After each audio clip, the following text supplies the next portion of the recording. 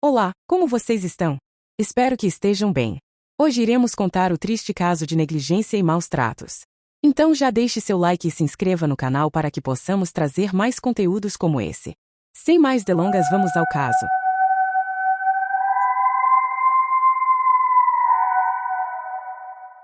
A querida Jéssica Sofia Tomás Biscaia, uma criança tão tenra com apenas 3 anos, teve sua existência brutalmente interrompida em meio a um enredo trágico de violência e desespero.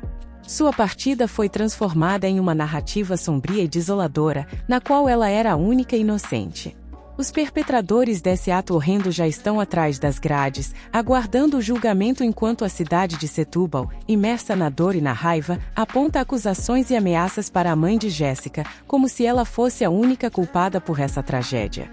É um caso particularmente mórbido e desolador que trazemos hoje, e é importante ressaltar a sensibilidade ao abordá-lo.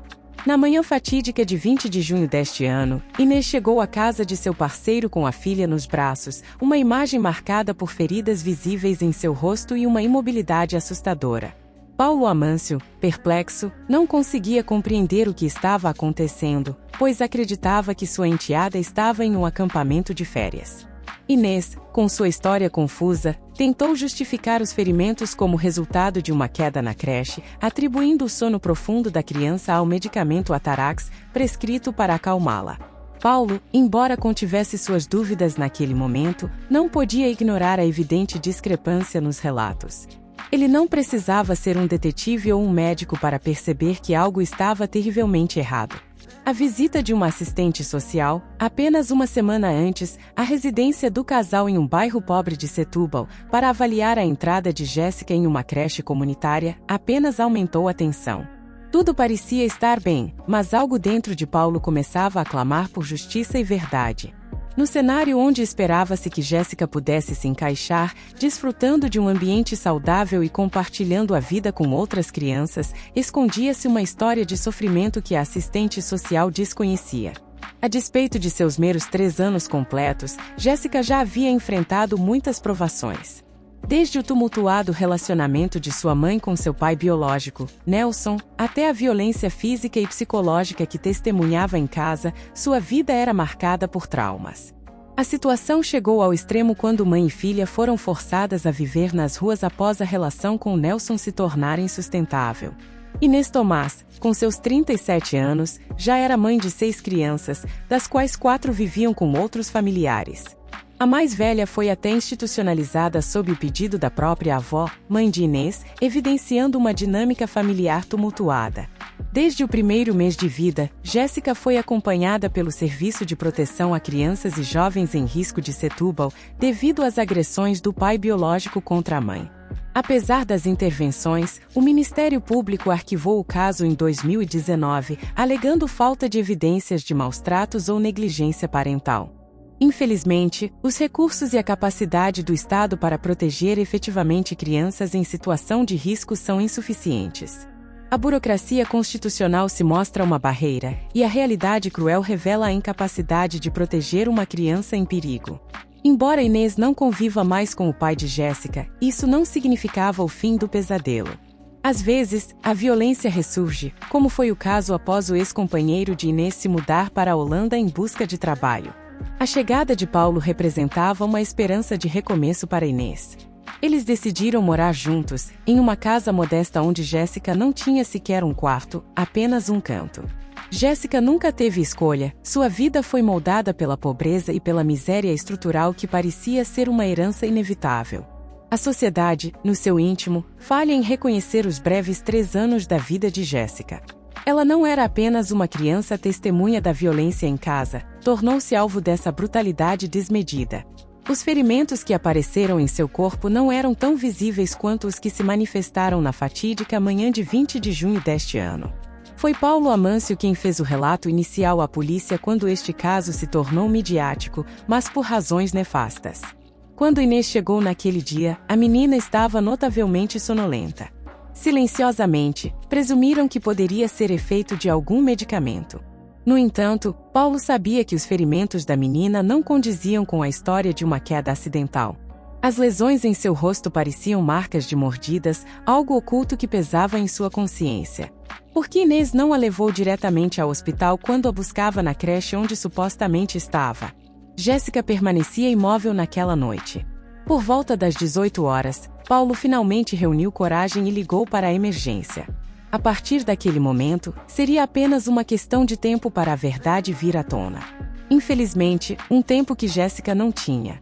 Os paramédicos chegaram com urgência, constatando os hematomas por todo o seu corpo, além das pupilas dilatadas, um sinal claro de que algo terrível havia acontecido. A ambulância correu para o hospital de São Bernardo em Setúbal.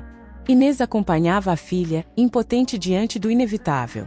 Apesar das tentativas desesperadas de reanimação, Jéssica não resistiu aos ferimentos. Ela partiu nos braços da mãe antes mesmo de chegar ao hospital.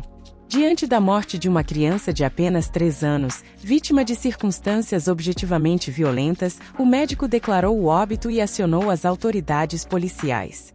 57 marcas de agressões evidenciaram um crime que clamava por justiça. As lágrimas de uma mãe, incapazes de expressar sua dor, e a necessidade de uma explicação coerente pairavam no ar, mesmo em meio ao choque que envolvia Inês. A morte de Jéssica rapidamente se tornou manchete na mídia portuguesa e internacional. Embora fosse evidente que Inês fora vítima de violência doméstica ao longo de sua vida, não demorou para que ela e seu companheiro, Paulo, se tornassem os principais suspeitos. A pressão era avassaladora.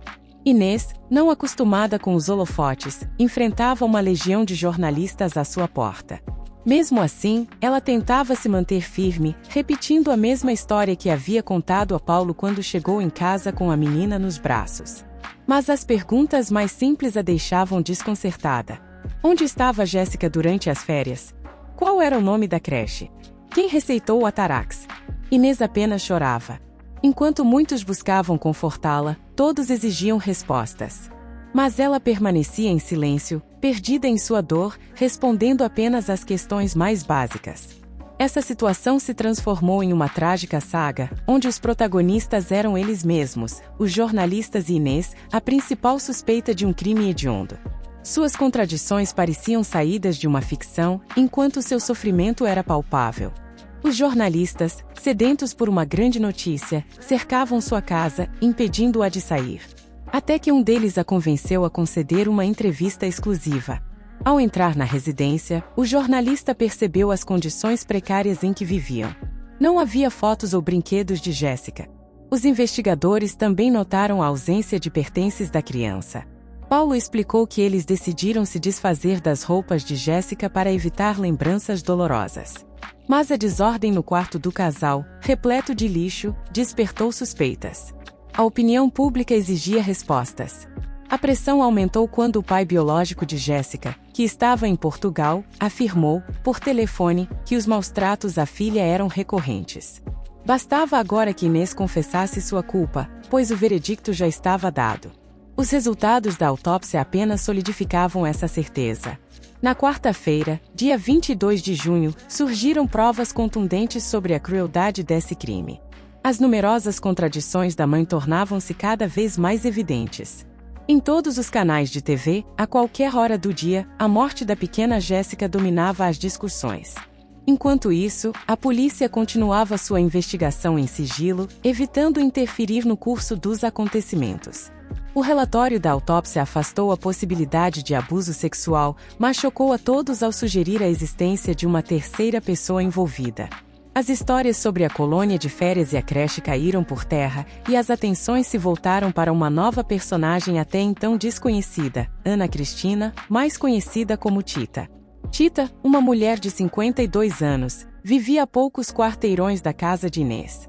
Ela morava com seu marido, Esmeralda, de 58 anos, sua filha de 27 anos e uma neta da mesma idade de Jéssica. O estranho era que Tita não tinha fama de trabalhar como babá, mas acabou cedendo à pressão e confessou tudo. Segundo Inês relatou à polícia, Jéssica costumava brincar com a neta de Tita, que tinha sua idade. Um dia, Tita atraiu a menina para sua casa e a manteve lá, dizendo que só a devolveria se recebesse 400 euros. Esse valor seria referente a um suposto trabalho que Inês devia a Tita, um trabalho que na verdade se tratava de um feitiço de amarração amorosa. Tita alegava controlar forças mágicas e prometia a Inês que nenhum homem jamais a deixaria. A revelação dessa terrível verdade deixou todos chocados, enquanto Tita e sua família fugiram de Setúbal, deixando para trás um rastro de dor e mistério. Parece que a relação entre Paulo e Inês já estava estremecida, algo que Paulo mais tarde confirmaria à polícia. Inês jamais imaginaria que aquela encomenda desencadearia a tragédia que tiraria a vida de sua filha de apenas 3 anos. Para piorar, após tanta exposição na mídia, o padrasto e a mãe de Jéssica pediram proteção policial. Porém, somente ele retornou para casa, enquanto Inês se refugiou na casa de sua mãe. No mesmo dia, a família de Tita, que estava em fuga, foi detida pela polícia em uma casa abandonada. Na manhã seguinte, a polícia emitiu um comunicado à imprensa, anunciando a detenção de um homem de 58 anos e 2 mulheres, de 52 e 27 anos, todos fortemente ligados aos crimes de homicídio qualificado, rapto e extorsão. Estava finalmente explicado o que acontecerá nos 5 dias que antecederam a morte de Jéssica. Porém, o motivo real por trás da tortura e violência extrema ainda permanecia inexplicável. Dita, apelidada de bruxa pela mídia, tornou-se o foco da ira popular, mesmo com a materialização dos responsáveis pelo crime. Inês ainda não estava livre da culpa aos olhos do povo, que estava pronto para transformar sua vida em um verdadeiro inferno.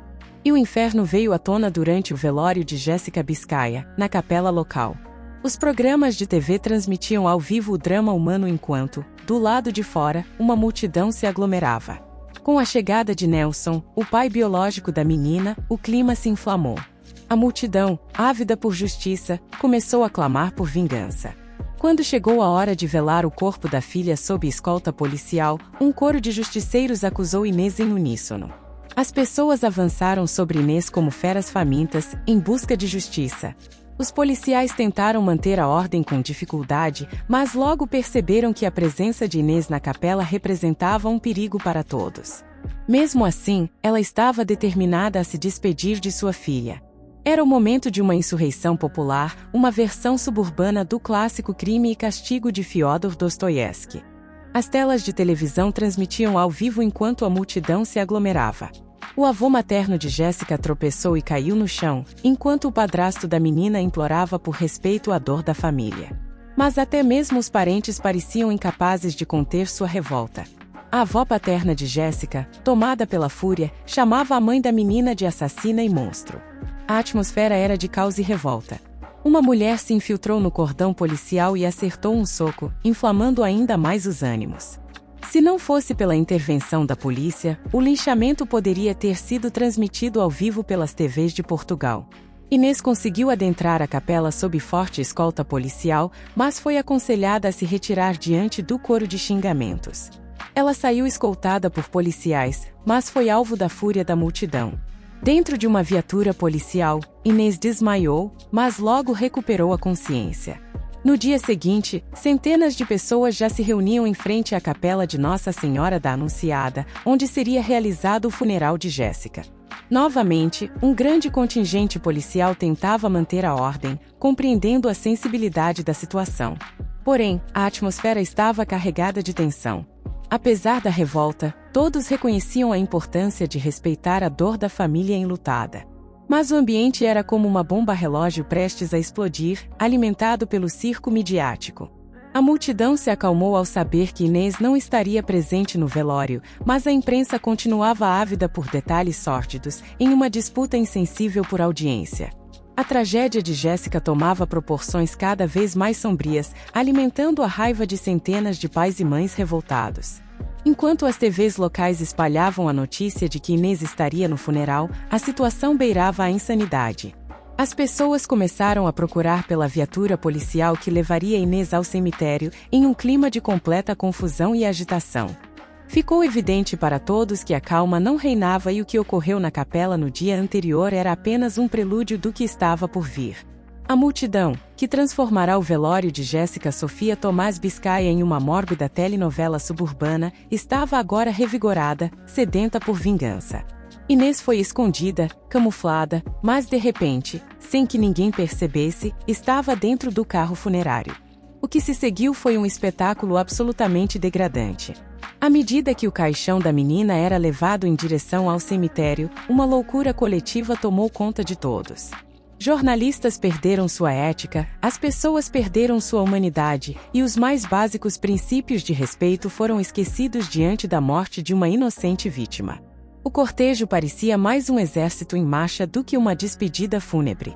Todos estavam sedentos por justiça, transmitindo sem filtros uma tragédia humana. A mãe de Jéssica lutava para se esconder da multidão, enquanto as pessoas, à beira da estrada, exigiam vingança. Ninguém ali estava para prestar homenagem à pobre criança, todos queriam vingança. A avó paterna, lançando terra sobre o caixão da neta, juntou-se aos justiceiros, enquanto o pai biológico, pegando a pá do coveiro, começou a enterrar a filha como se estivesse em uma obra. As pessoas choravam, gritavam, corriam, filmavam e falavam aos microfones, enquanto o carro funerário, onde Inês estava, saía em disparada do cemitério, perseguido pela multidão. Finalmente, a pobre menina encontrou paz. Enquanto aguardamos as deliberações legais do juiz, 3 pessoas foram acusadas pela morte da criança: Tita, seu marido e sua filha. Enquanto isso, a reflexão sobre o objetivo falho de proteger uma criança em perigo e o acompanhamento deficiente pelas autoridades ainda ecoa. Jéssica, como tantas outras crianças, morreu violentamente nas mãos de terceiros, e aqueles que falharam nesse processo devem ser responsabilizados. Inês segue sob a responsabilidade do Estado até que a justiça seja feita. O desenrolar do processo e o paradeiro de Inês são mantidos em absoluto sigilo. Ela não fez mais nenhuma declaração sobre o caso e sua relação com Paulo Amâncio chegou ao fim em meio a uma nuvem de incertezas. Na quinta-feira, dia 21 de julho, o advogado de Paulo mencionou a possibilidade de deixar Portugal por questões de segurança, demonstrando a gravidade da situação. À medida que o caso se desenvolve, qualquer atualização será compartilhada aqui nos comentários. Infelizmente, por enquanto, não há um desfecho definitivo, pelo menos do ponto de vista jurídico. Agradeço pela sua companhia ao longo deste episódio. Até o próximo capítulo, onde esperamos encontrar respostas e justiça.